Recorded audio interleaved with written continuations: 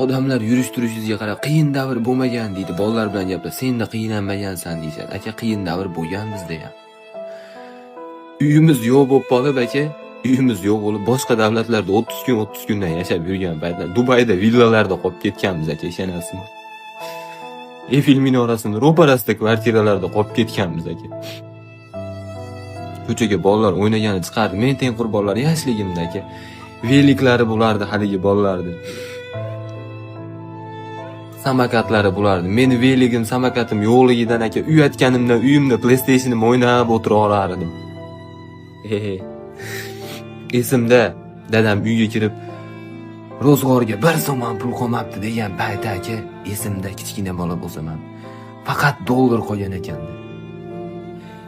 Yaqinda bildim, aka, grechka ovqat ekan.